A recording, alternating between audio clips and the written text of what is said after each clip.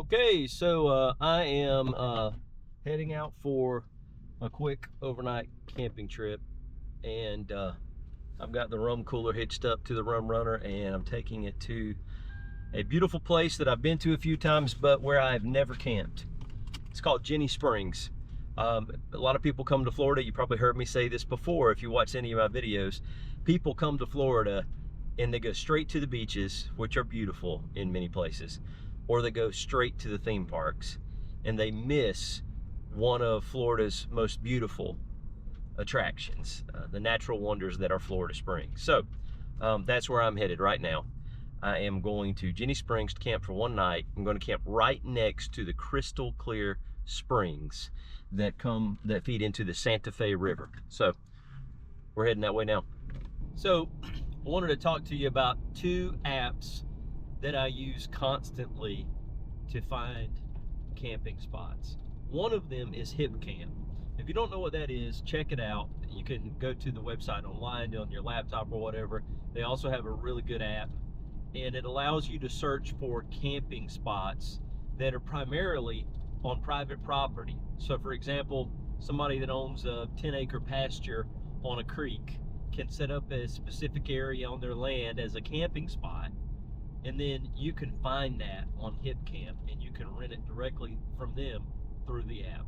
So it's a wonderful way to do that. But in addition to those for rent kind of places that are on HipCamp, you can also find state parks and other attractions within the area. So while you're searching the specific area you want to camp, you can search that you want a rustic campsite, or that you want one with facilities like a bathroom and a shower and electricity.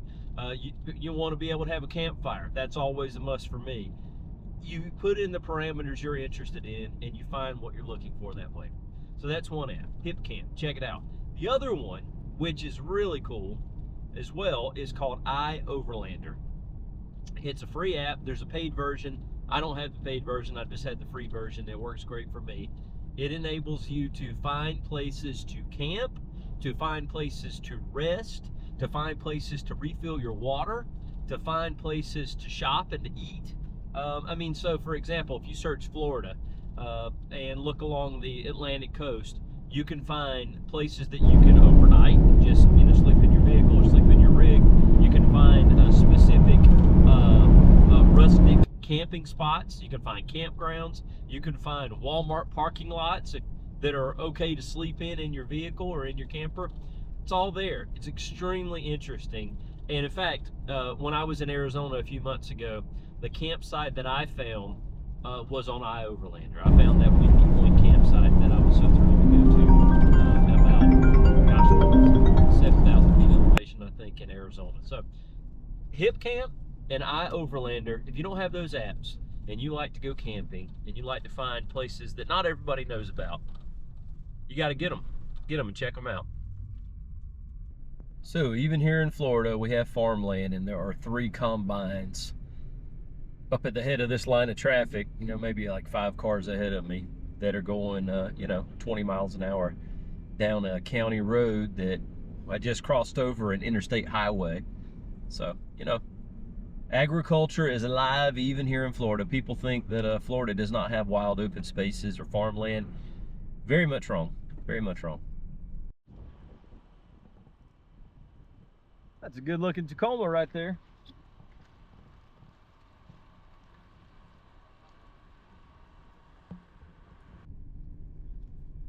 Here is the cute little town of High Springs, Florida. If you're coming to spring country, this is worth a visit.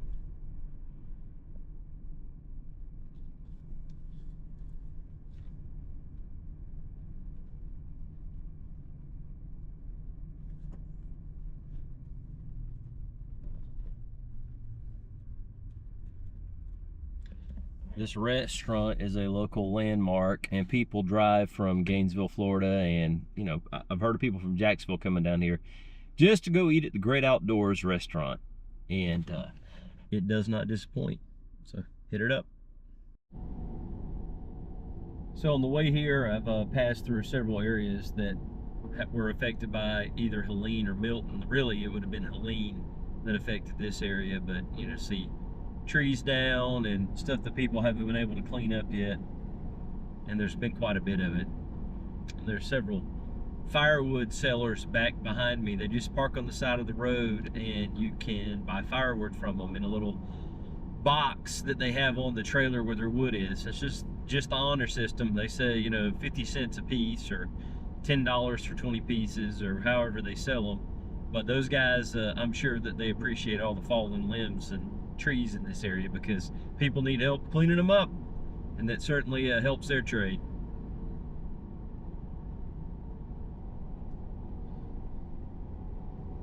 So this is a park that I've gone to before, right here. Oh, there's one of the firewood trailers. That's what I'm talking about.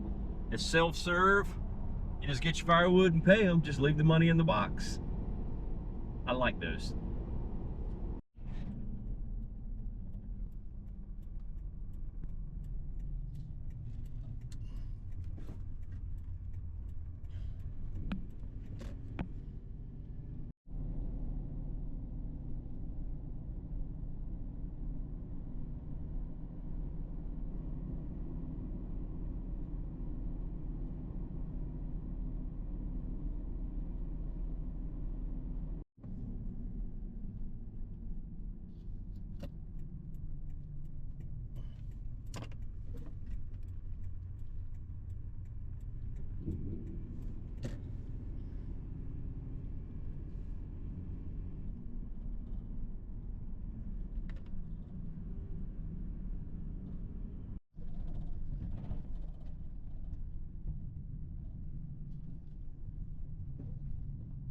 This is the check-in place here, and now I'm all checked in. I'm here for one night.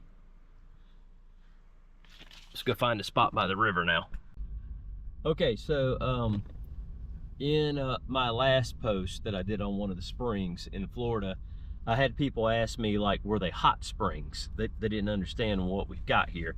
And so the springs in Florida are not hot springs, but they do maintain a constant temperature year-round, and that's 72 degrees. So year-round, the water coming out of the ground, it's really just a place where the aquifer punctures up through the ground and empties out and makes a river. Where that happens, the water is 72 degrees. So these springs feed into the Santa Fe River, and all of them are 72 degrees. So in the middle of the summer, it feels like ice. In the middle of the winter, it feels kind of nice. So hold on a second.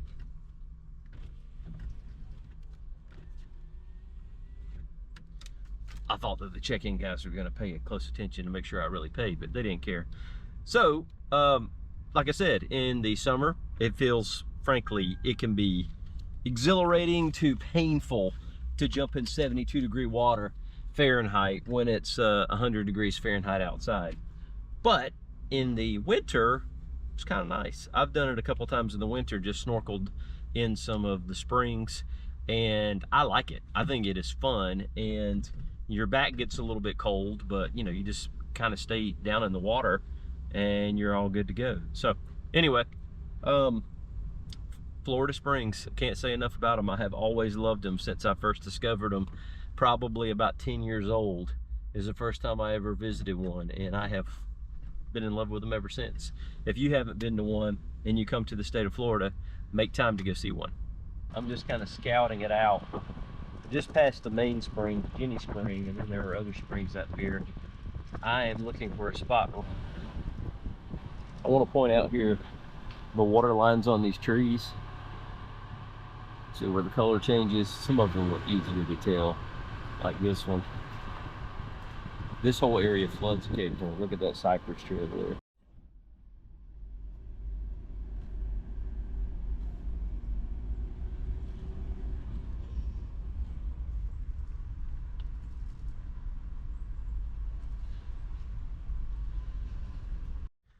Okay, so I found a spot that has potential, and it's certainly not a bad spot at all, but it's not next to one of the springs. It's just next to the river itself. So, I mean, it's almost level too, just a little adjustment. I have the Rum Cooler level, but this is the spot.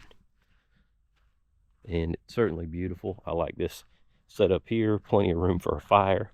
Looks like some people were sitting on these things recently. So this is the Santa Fe River. It's tannic in color, but the springs that feed into it are crystal clear. So right around here is another spring, and it's possible there's nobody camping near that one. So I'm going to go over there and check, and if I don't like what I see over there, I'm going to come back to this spot.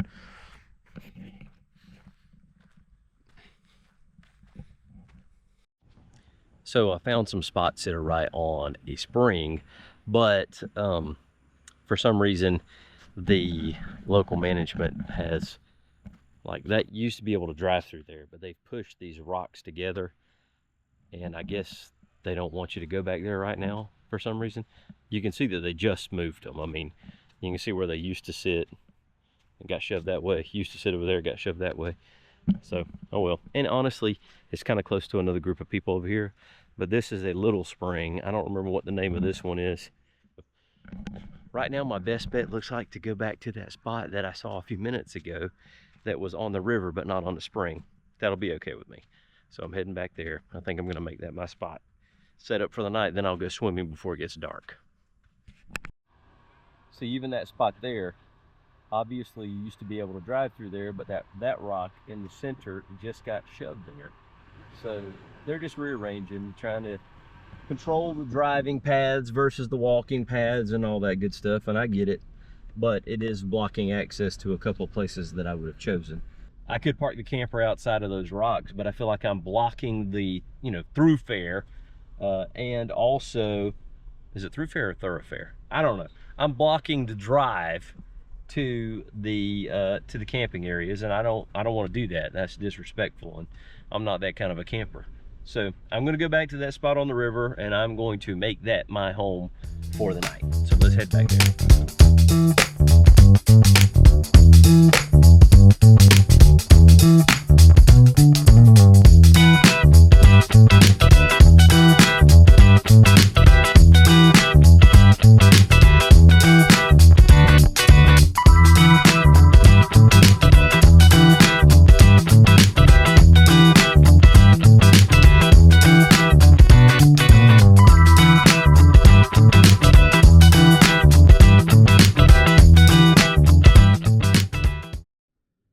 I am going to put on my snorkeling gear and jump in right here, and I am going to swim down to these springs and then get out and walk back around.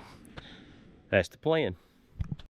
All right, so I've got everything set up and I'm heading to the springs. I think I'm going to walk down, or I guess upstream, to the next spring and then just follow the current back to this one.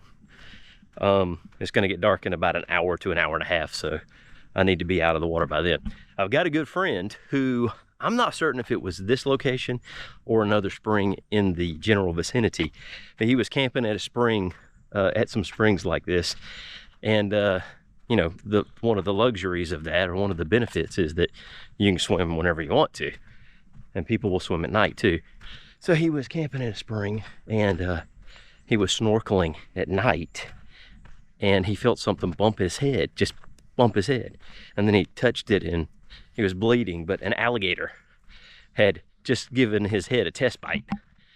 He was a-okay, he got out of the water, but I believe he had to have some stitches. So, even in a place where people are constantly swimming, you need to be wary of alligators, especially during feeding time, which, dusk is one of those. So I'd like to be out of the water before it gets dark. That's my general plan. All these sites are reserved for some big, they all have the same name on it, so it must be like a big family group. It'd be kind of fun. Get a bunch of people together, come down and camp right on the river, enjoy the springs for a few days. It's here in the US, it's a holiday weekend. On Monday, it's a federal holiday, Veterans Day, so some people are off work, 3-day weekend. Good time to come to the springs. Come a little early on Friday, got 3.5 days, be a good time. Another little spring here. Let's check it out. See, there's camping in here right next to the water, but you can't get a vehicle in here, which is cool. I mean, well, you can actually. I guess you could, yeah. You could come in right there and go back there. but all of this is reserved, so no bueno. Let's check out the spring real quick. Maybe we just start right here, and tomorrow I'll go down to the larger spring. Yeah, we're gonna go in this one. I'm going to go in this one and check it out, and then we'll go out to the river and swim down and be on the lookout for alligators.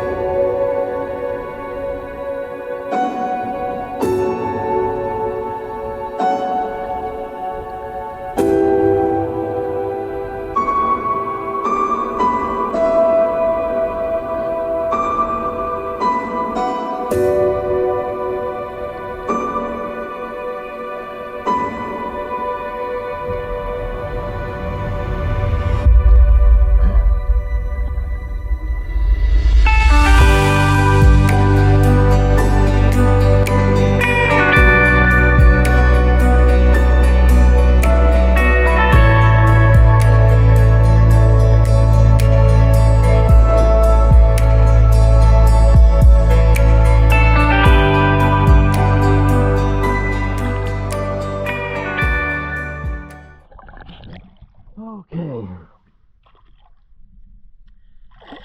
My snorkel has got a hole in it. It's leaking right here where the clear silicone joins the blue plastic, and it's letting water in. It's very annoying. So maybe I get like 10 breaths in, and then I try to clear the snorkel because there's water in it, and there's just too much water in there to get out. So it's kind of aggravating, I tell you. But I may have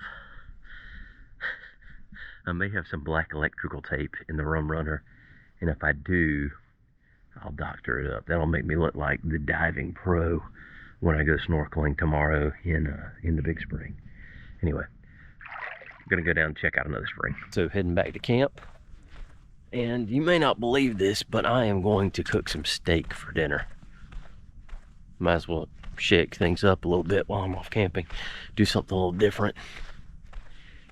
But then again, you know, some say steak is the most nutrient dense food on the planet. I'd like to find out if that's true. Maybe that's after some organs that are nutrient dense, but you can keep those as far as I'm concerned. There's deer on the other side of the lake over there. There's some deer on the other side of the river over there. Camouflage is amazing. There's actually 3 or 4 of them, but I can only barely see one.